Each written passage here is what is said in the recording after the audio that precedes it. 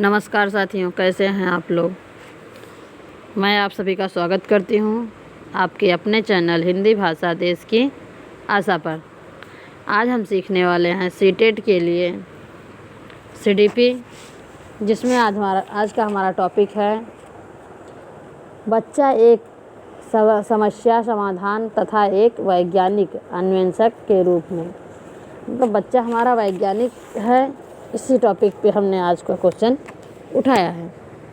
आशा करती हूँ कि आप सब मस्त होंगे, स्वस्थ होंगे और अपनी पढ़ाई में लगे होंगे। फॉर्म भर दिया गया है तो हमें पढ़ाई पे भी पूरा फोकस करना है, क्योंकि हमें पेपर क्लियर करना है। तो स्टार्ट करते हैं क्वेश्चन नंबर 1। क्वेश्चन नंबर 1 है, इरफान खिलौनों को तोड़ता है और उसके पुर्जों को देखने के लिए उन्हें अलग अलग कर देता है। आप क्या करेंगे? ऐसे बच्चों को आप क्या करेंगे? उस पर हमेशा नज़र रखेंगे। दूसरा, उसके जिज्ञासु स्वभाव को प्रोत्साहित करेंगे और उसकी ऊर्जा को सही दिशा में संचारित करेंगे। तीसरा, उसे समस्या समझाएंगे कि खिलौनों को तोड़ना नहीं चाहिए। चौथा, इरफान को खिलौनों से कभी नहीं खेलने देंगे। तो कौन सा राइट है?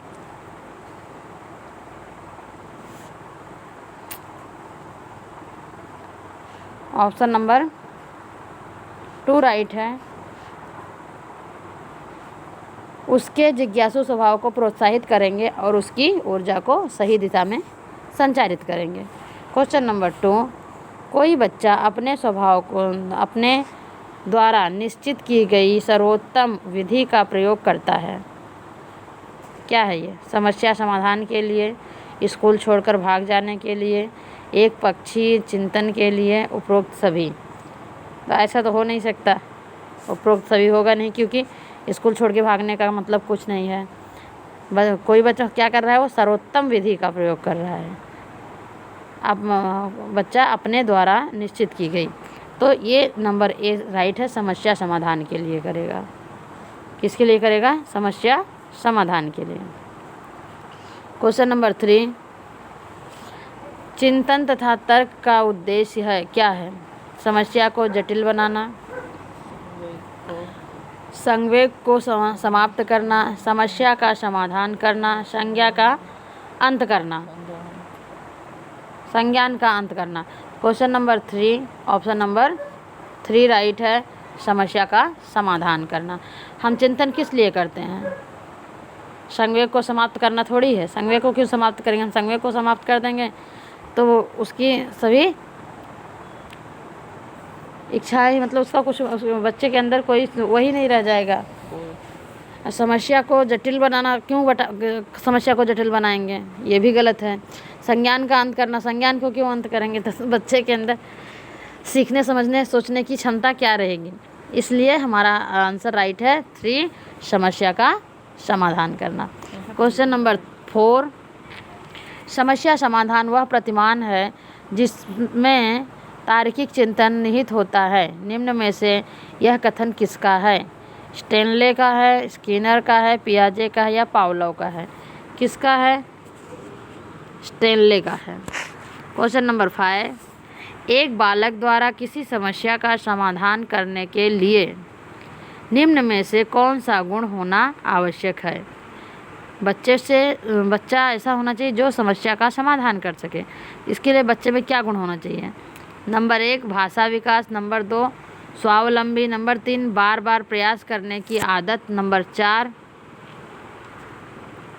या डी नहीं दिया है। ABC में से हमें चूज़ करना है कौन कौन सा होना चाहिए। तो ये तीनों होना चाहिए। क्या होना चाहिए? तीनों होना चाहिए। हमारा ऑप्शन नंबर 4 राइट होगा।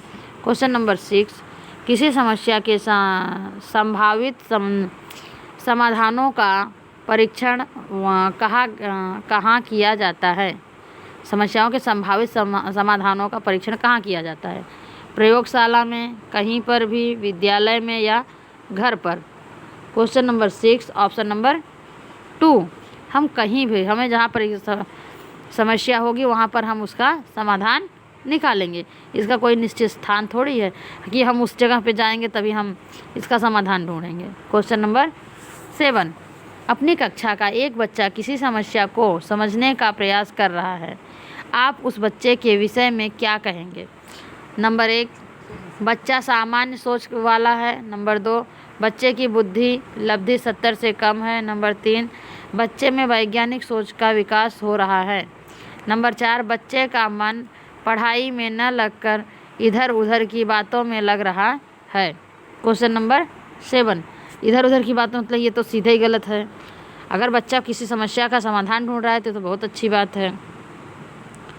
तो ऑप्शन नंबर 3 हमारा राइट है, बच्चे में वैज्ञानिक सोच का विकास हो रहा है।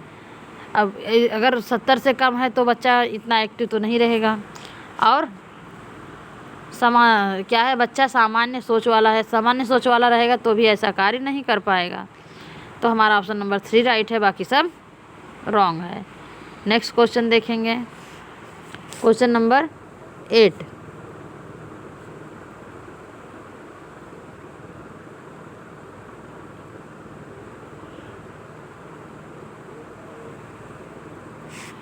है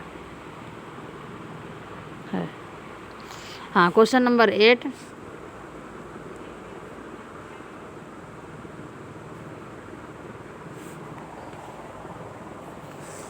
एक बच्चा अपने खिलौनों को तोड़कर उन्हें पुनः नए तरीके से जोड़कर कई प्रकार की वस्तुएं बना लेता है।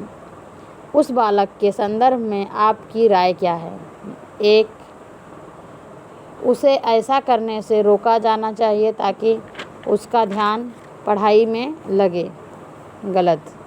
नंबर 2, बच्चे में वैज्ञानिक व अन्वेषक के गुण हैं एवं इसमें विकास के लिए उसे प्रोत्साहित किया जाना चाहिए। राइट। फिर भी आगे का भी देखेंगे, बच्चे की शिकायत उसके अभिभावकों से की जानी चाहिए ताकि वे उसे खिलौना न दें। रॉन्ग। नंबर 4, बच्चे की शिकायत प्रिंसिपल से की जानी चाहिए। रॉन्ग। हमारा ऑप्शन नंबर 2 राइट है, बाकी सारे गलत हैं। क्वेश्चन नंबर 9, एक बच्चा माचिस के खाली डिब्बों से कई प्रकार की वस्तुएं बना कर खेलता है। उस बच्चे के संदर्भ में आपकी राय क्या है? क्या राय है? पहला, उसमें वैज्ञानिक अन्वेषण के गुणों का विकास हो रहा है। राइट लग रहा है। फिर भी नेक्स्ट देखेंगे। नंबर 2, वह पढ़ने से कतराता है। ये तो कतई नहीं होगा। फिर भी अगला देखेंगे, उसके माता पिता उसकी पढ़ाई पर ध्यान नहीं देते। ये भी ऐसी कोई बात नहीं है। उसे खेल से दूर कर पढ़ाई में लगाने की आवश्यकता है। ये भी गलत है। तो ऑप्शन नंबर 1 ही राइट है।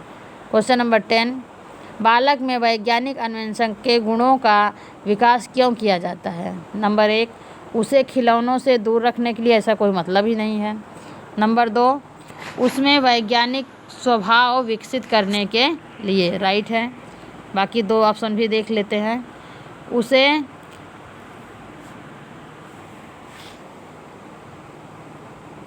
पढ़ाई में व्यस्त रखने के लिए। नंबर 3, उसे शरारत करने से रोकने के लिए। ऐसा कोई मतलब नहीं है। ऑप्शन नंबर 2 राइट है। Question number 10 option number 2। Question number 11, जब कोई बच्चा अपनी समस्या का समाधान स्वयं करने लगता है तो उसमें निम्न में से कौन सा गुण विकसित हो जाता है? नंबर 1, वैज्ञानिक अन्वेषक का। नंबर 2, प्रतिशोध का। नंबर 3, ईर्ष्या का। नंबर 4, समस्या का। तो इस सब के सब रॉन्ग हैं। पहला राइट है। क्वेश्चन नंबर 11 ऑप्शन नंबर 1, वैज्ञानिक अन्वेषण। प्रतिशोध क्यों लेगा वो? ईर्ष्या क्यों बढ़ेगी?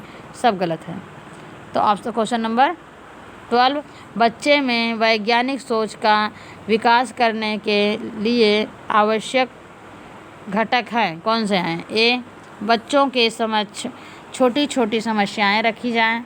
नंबर 2, बच्चों के द्वारा किए गए संभावित समाधानों का परीक्षण किया जाए। नेक्स्ट पॉइंट देखेंगे, बच्चों को संभावित समाधानों के लिए निर्णय हेतु प्रेरित किया जाना चाहिए। अब मैं ABC में से देखना है कि कौन सा राइट है। तो हमें तीनों राइट लग रहे हैं। तो हमें ऑप्शन नंबर 4 को राइट करना है, क्योंकि ये सभी 4 क्या बोल रहा है, उपरोक्त सभी। क्वेश्चन नंबर 13, स्किनर ने समस्या समाधान की वैज्ञानिक विधि को कितने भागों में बांटा है? 8, 6, 5, 7। कितने भागों में बांटा है? तो 6 भागों में बांटा है। कितने में? स्किनर ने समस्या समाधान की वैज्ञानिक विधि जो है उसको 6 पार्ट में बांटा है। नंबर 14 क्वेश्चन का, बच्चों के सीखने की प्रक्रिया में इनमें से किसका महत्वपूर्ण योगदान है? नंबर ए, केवल माता पिता। केवल आ गया तो गलत हो गया, केवल माता पिता एवं शिक्षक, तो ऑप्शन नंबर 3 राइट होगा, बाकी सारे रॉन्ग हैं। अब हम देखेंगे PYQ। अभी तक हमने जो देखा था वो नए क्वेश्चन थे, अब हम देखेंगे PYQ, मतलब विगत वर्षों के में आए हुए क्वेश्चन। क्वेश्चन नंबर 15 है, शिक्षार्थियों का आत्म नियमन डैश का की ओर संकेत करता है। ये सीटेट के परीक्षा 2011 में आया हुआ क्वेश्चन है। नंबर 1, विद्यार्थियों के व्यवहार के लिए विनिमय बनाना। नंबर 2, विद्यार्थी निकाय द्वारा बनाए गए नियम विनियम। नंबर 3, स्व अनुशासन और नियंत्रण। नंबर 4, अपने सीखने का स्वयं पर्यवेक्षण करने की उनकी योग्यता। तो ये राइट है, बाकी सब उतने सही नहीं है जितना 4 है, तो इसलिए 4 राइट है। क्वेश्चन नंबर 16,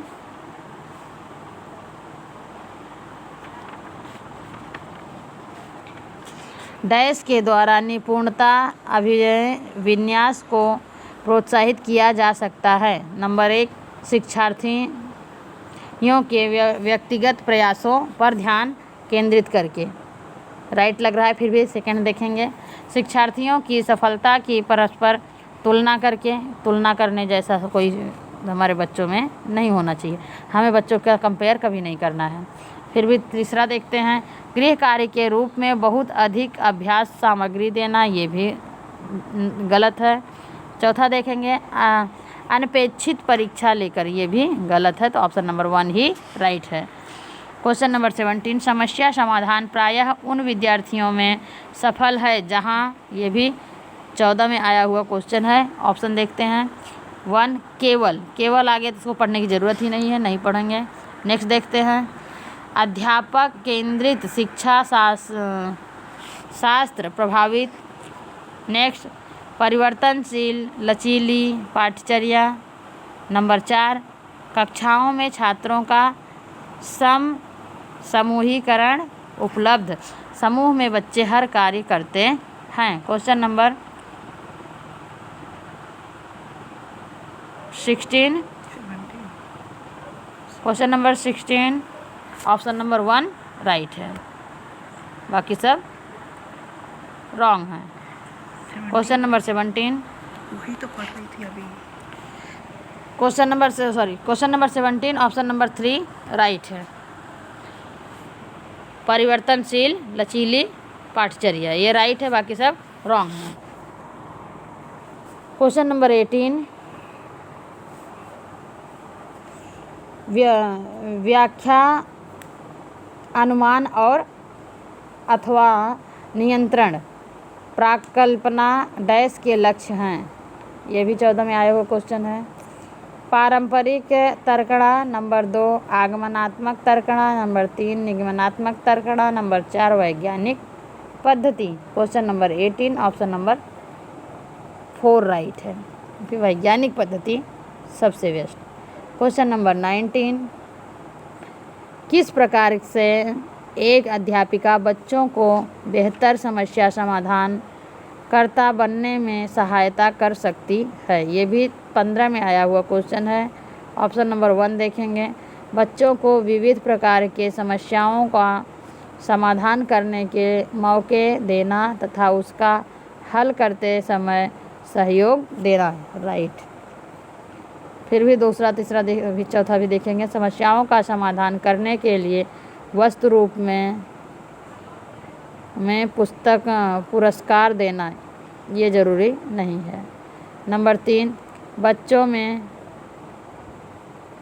बच्चों को पाठ्य पुस्तक में समस्या का उत्तर देखने के लिए प्रोत्साहित करना ये भी ज़रूरी। नेक्स्ट देखेंगे, विद्यार्थियों के सामने प्रस्तुत सभी समस्याओं का सही समाधान उपलब्ध करना। ये तो जब बच्चों को हम समाधान ही उपलब्ध कर देंगे तो बच्चे अपने कोशिश किस में करेंगे। ये भी राइट है, हमारा ऑप्शन नंबर 1 राइट है, बाकी सब रॉन्ग है। क्वेश्चन नंबर 20, विद्यार्थियों को स्वतंत्र रूप से चिंतन करने तथा प्रभावी शिक्षार्थी बनने में सक्षम बनाने हेतु शिक्षक के लिए यह महत्वपूर्ण है। क्या महत्वपूर्ण है? ये भी 16 में आया हुआ क्वेश्चन है। नंबर 1, विद्यार्थियों को सिखाना कि किस प्रकार से अपने अधिगम का अनुवीक्षण करें। नंबर 2, विद्यार्थियों के द्वारा प्राप्त की गई प्रत्येक सफलता के लिए उन्हें पुरस्कार दें। ये ज़रूरी नहीं है। क्वेश्चन नंबर 3, छोटी छोटी इकाइयों या खंडों में जानकारी प्रदान करें। तो ये हम कोई भी समस्या है उसे अगर हम बांट लेंगे तो बच्चे को समझ में जल्दी आएगा। फिर भी ऑप्शन नंबर 4 भी देखेंगे, एक संगठित तरीके से जानकारी को प्रस्तुत करना ताकि पुनः स्मरण करने में सरल हो। तो स्मरण करना भी गलत है। ऑप्शन नंबर 3 राइट है, बाकी सब रॉन्ग है।